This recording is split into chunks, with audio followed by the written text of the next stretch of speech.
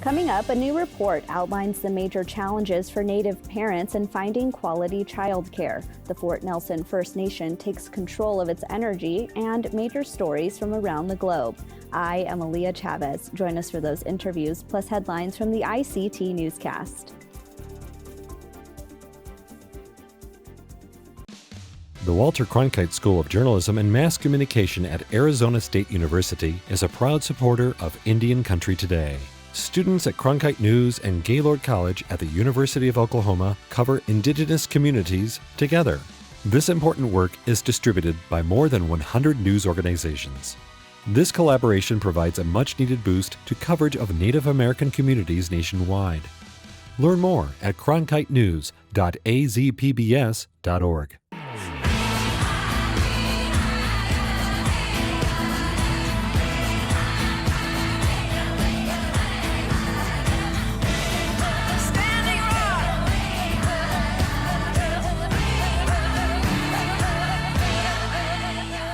This is the ICT Newscast with Aaliyah Chavez. Amadao Hopa, thank you for joining us. Lands sacred to Indigenous Americans are on the chopping block. Last week, the Ninth Circuit Court of Appeals made a ruling on the government's decision to transfer Oak Flat to Resolution Copper. The court ruled the transfer does not substantially burden the Apaches' religious practices. However, the mine will swallow the sacred site in a massive crater, ending those practices forever. Wensler Noisy Sr. from the organization Apache Stronghold says his people deserve to practice their traditions at Oak Flat. Western Apaches and other nations have worshipped at the site since time immemorial. The Apache Stronghold appeal to the U.S. Supreme Court is due on September 22nd of this year. In Alaska, an Indigenous woman's name is being held off of the ballot for U.S. Congress. Republican candidate Tara Sweeney was running in hopes of fulfilling the remaining term of former Congressman Don Young, who died earlier this year. But Friday, the Alaska State Supreme Court ruled that she will not be on the ballot. The state uses ranked choice voting, which means the top 4 candidates who received the most votes in the primary advance to the general election. Sweeney came in 5th place, but the 3rd place finisher dropped out. The state's high court said only 3 candidates will appear on the August ballot and did not elaborate on its decision. Alaska's special election will take place on August 16th, and that race will feature former Alaska Governor Sarah Palin, as well as former State Representative Mary Peltola, who is Yupik. With the pandemic taking a toll on many tribal health systems, the Cherokee Nation is taking major steps to help its citizens. ICT producer Mackenzie Allen Charmley reports. The Cherokee Nation celebrated the completion of a $30 million expansion to the Wilma P. Mankiller Health Center in Stillwell, Oklahoma. With over 400,000 citizens in the Cherokee Nation, the 80,000 square foot renovation will provide resources that will increase its capacity for healthcare services. Yes, this is a multi-million-dollar facility. Yes, we have the largest health system for Indian people in this country. And yes, it is getting bigger and better every day. Named after former Cherokee Chief Wilma Mankiller, the center embodies her Cherokee spirit. She had the grit and determination. She saw a world that wasn't quite there, but she believed it could be there. And that was a world in which the Cherokee people took control of their own healthcare destiny. Mankiller was the first female principal chief of the Cherokee Nation and led for 10 years. During her tenure, she revitalized the nation's tribal government and advocated relentlessly for improved education, healthcare, and housing services. Under her leadership, infant mortality declined and educational achievement rose in the Cherokee Nation. The Cherokee Nation operates the largest tribal health system in the country with more than 1.3 million patient visits per year. The center is the 3rd largest of the tribally operated outpatient health centers. District 7 Councilman Joshua Sam praised the expansion and administration for caring about the health of our citizens and people in the community. In Phoenix, Arizona, Mackenzie Allen Charmley for ICT News. With the new renovations, the Cherokee Nation says it can now expand its dental, optometry, and pharmacy services. With just a few episodes left to air, AMC's Dark Winds is already being renewed for a second season. The crime thriller, set in the early 1970s, debuted on June 12th. The series is based on a book by non-native author Tony Hillerman. Indigenous actors Zahn McClarnon and Kiowa Gordon star as tribal police officers uncovering a trail of crimes in the territory of the Navajo Nation. Its executive producers include Cheyenne and Arapaho filmmaker Chris Eyre, Robert Redford, and George R.R. Martin. With special permission, 100% of the filming was done on the Tesuque and Cochiti Pueblos in New Mexico.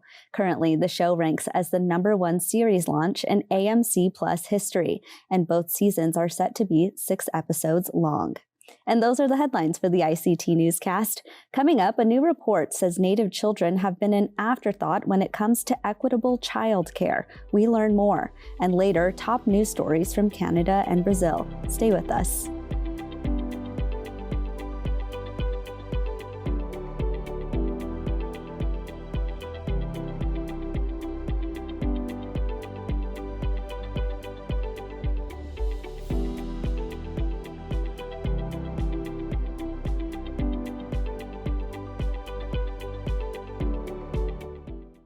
The Bipartisan Policy Center released a 71-page report in April about the struggles of receiving quality child care for Native children.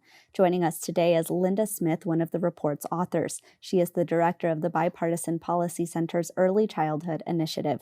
Linda, welcome to the ICT Newscast. Oh, thank you so much for having me. I appreciate that. At a high level, tell us about your report and what it found. Well, at a very high level, let me start by just saying what we set out to do, because what we wanted to do when we started looking at this was just look at some of the equity issues about the funding for tribal childcare programs as compared to, the non-native programs, to see what was there. These plans had never been analyzed. Well, I take that back. They'd been analyzed one time. A couple of decades ago, actually. We wanted to see what was going on. They are not public, so we asked the Department of Health and Human Services for access, which they granted us. But because they're not public, no one had much of an idea about what was going on. And so we dug in and wanted to do just what do we think is fair here? Because one of the things that I know from my own background is that in so many ways, Congress adds money into whatever federal funding streams there are, sort of ad hoc. Okay, well, in the Child Care and Development Block Grant, for instance, they put in give the tribes this amount of money. And it's not based on anything that's data driven. And so we wanted to look at that and see, well, is there enough, not enough, et cetera. And I think what the report says is that I think it's pretty clear it's not enough. We definitely need to fix so many of the sources of information on our Native families. And one of those main sources, of course, is actually finding out the number of American Indian and Alaska Native children that there are in the United States. Maybe talk about that. Yeah, and that was an interesting thing that we found in doing the report. We looked at let me start from the big to the narrow. We all know there are 574 federally recognized tribes. There were 184 child care plans. That means applications for funding. So not even a half of the tribes are applying for funding. Okay, so when we started looking at the child counts of the 184 tribes that reported on how many children they actually had in the age group, that was more than the Census Bureau is reporting for the entire Native population. So we know we have some serious count issues in this country, and I think some of those are wrapped up in the census count. Some others are in how are we doing child counts and where are they reported and to whom. We also, I will tell you, struggled enormously with the percentage of families living on tribal lands versus off. And we could never really get to a number. The best we could do was looking at what the BIA says, which is more than half live off. But that goes all the way up to in close to 80% by some estimations. And that's an important thing to know, because how do we serve these children if they are not on native lands? Then who's responsible, and how do we get to them? How do we get them services? And I think that's a very critical question. And of the data that's available on Native children, do we know how many are under the age of, say, 5 or 6? How do we know just how many of these children are very young? Well, according to the census data, we know that the answer to that. The 2020 census, I think, puts that population of under 5, what we say prior to school entry, at around 179,000 children. We think that's way undercounted. But I mean, I say that, and there's nothing I can say other than what the data, as I said, we have for the child counts that the 180 tribes report is substantially higher than that. And actually tell us about, I mean, you talked about this already, but tell us about the methods that you used for this report. You said that you were able to obtain some applications from tribes for receiving childcare, but tell us more about that. Yeah, the tribes on a regular basis are required, in order to get draw down the federal funds, they have to submit what is called a tribal plan, a tribal childcare plan. And that plan serves as their application for funding.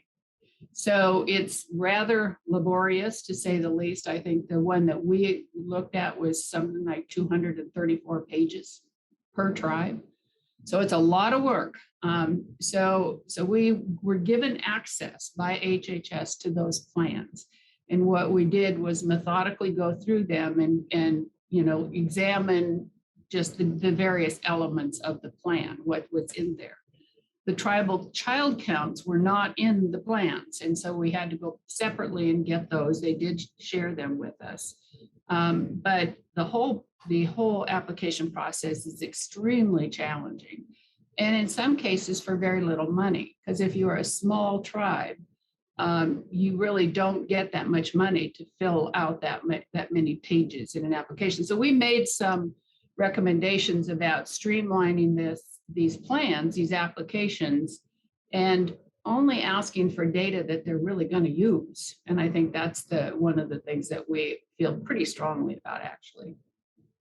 Yes. Well, Linda, I mean, we could continue talking about this for much longer, but unfortunately we're out of time. Thank you so much for being here. Thank you a lot for having me. I appreciate it.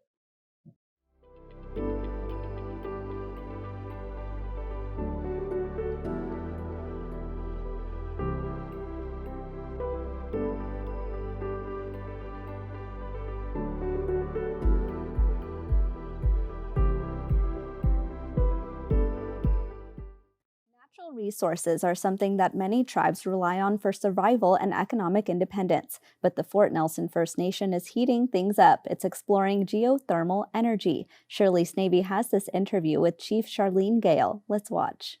Welcome, Chief Gale. I want to first ask you, how did your tribe know that you had geothermal energy? Well, it's quite an interesting story, because the Clark Lake field is a field that produced oil and gas in our territory for over 50 years. And when the gas would come out of the pipeline, people would say that, in the wintertime, there would be 4 feet of snow, but along the pipe, it would just be completely melted. So they knew whatever was coming out of the pipeline definitely had a lot of heat. And so rewind 50 years, it actually came about at a conference that we attended. And there was this group called Geoscience BC. They had got a grant to start exploring geothermal in Canada. And this spot was one of the hot spots that they were looking at. And so we connected. And through that conference, we just started talking about the concept of having geothermal in the Fort Nelson First Nation territory. Your research has been going on for a while.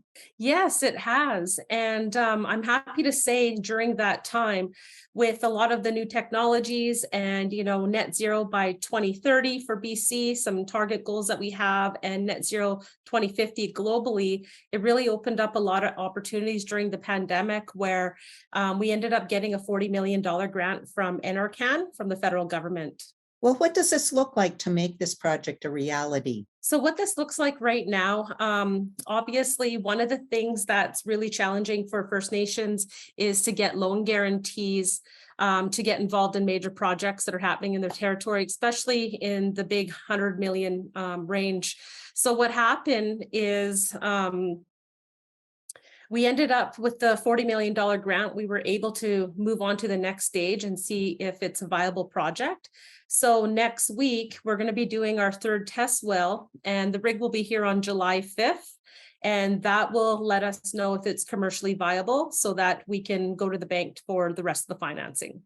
But the projections look good, don't they? Yeah, just from the first two tests, we have seen that the heat are the temperatures that we currently need. So that's very promising. And it gives us a lot of hope because with that, we can do a lot of things with the heat rights. So we've been exploring other options, in the meantime, because the construction phase to turnkey will be roughly 2026. And we're able to construct a bunch of greenhouses in the meantime with the heat rights, which we're looking at maybe developing over 100 greenhouses. In your neck of the woods, that sounds like the way to go. Yeah, definitely, because in the Fort Nelson First Nation territory, food security is definitely a big issue. We don't get the fresh produce like many people around the world.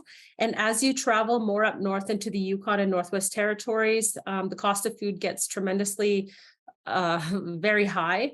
So you could look at getting a T-bone steak up to $60 and a head of lettuce costing you $20. So it's really unaffordable. And, if we can revolutionize the North and provide low cost food to the people in Northern communities, I think that would be a very success story. I should have asked you this first, but describe your location in British Columbia. Yeah, so the Fort Nelson First Nation is tucked in the northeast corner of BC.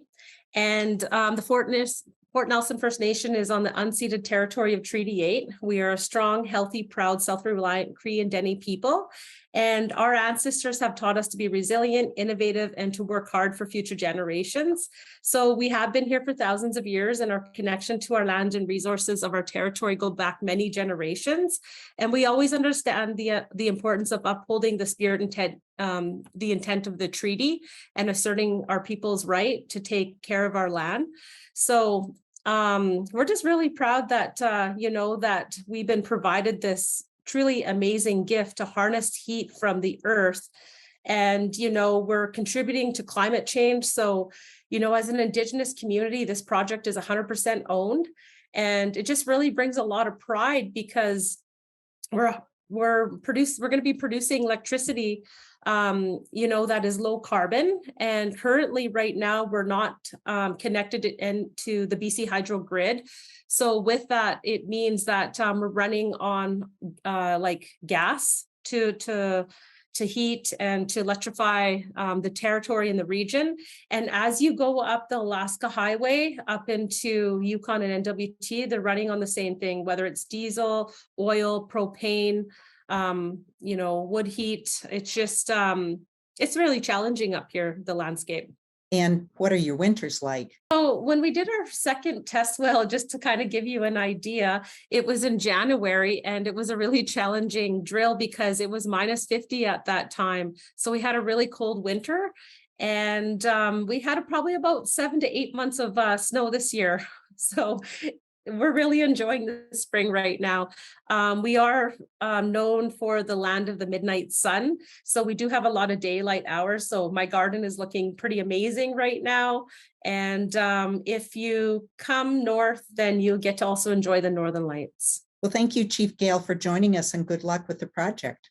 Yeah, we're just really excited. I mean, this is a tremendous opportunity for future generations. We have always been, stewards of our land, and we spent a considerable amount of time envisioning, a future with a sustainable economy and, one that cares about the wellness of our people and our nation.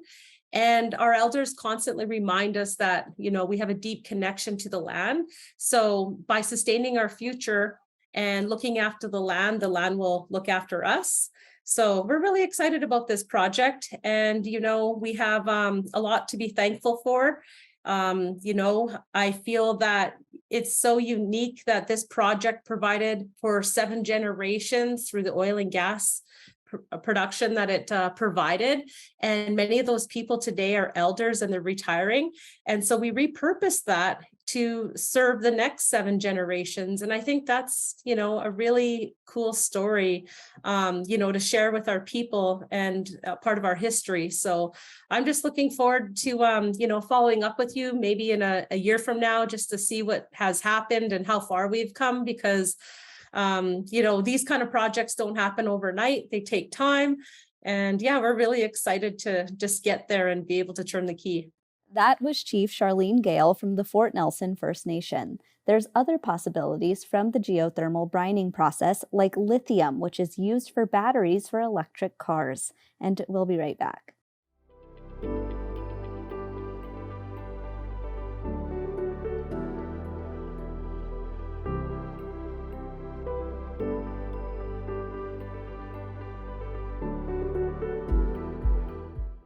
From Brazil to Australia, there are Indigenous people all around the globe. ICT's column called Global Indigenous is a weekly roundup of Indigenous news from all over the world. It publishes Wednesday mornings at ictnews.org. Senior editor Diana Hunt oversees the content, and she's back with us for this week's roundup. Hi, Diana. Hi. So let's just jump right in here. Let's start off in Canada. What's happening there? Yeah, we had in last week's column, we had an item about a 92-year-old former priest who was arrested and charged with indecent assault in a 50-year-old case that the Royal Canadian Mounted Police had been working on for 10 years. This week's column is a follow-up to that, and it turns out that after news of the arrest broke, 2 additional women stepped forward and said they too had had problems with the same priest. We don't know if those are the only 2.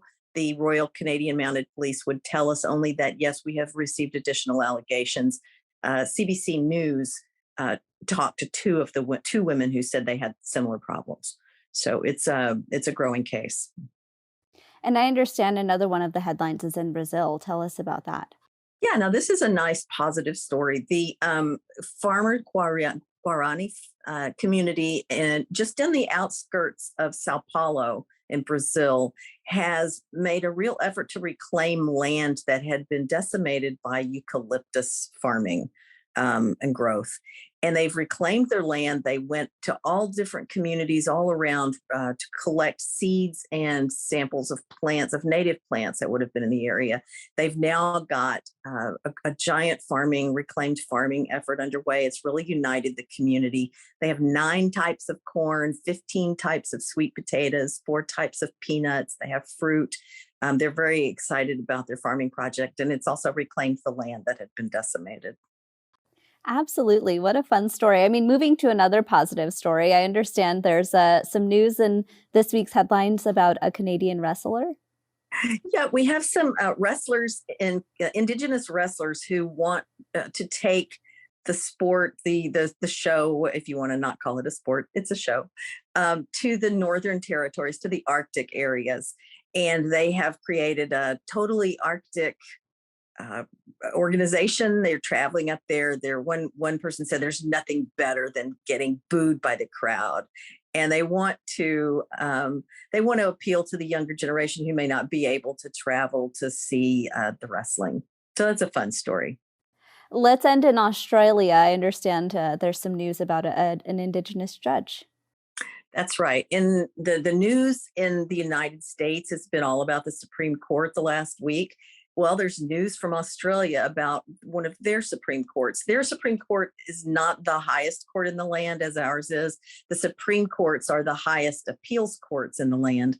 But we have the first Indigenous person who has been sworn into the Australian Supreme Court. He's a Warramunga man. His name is Lincoln Crowley.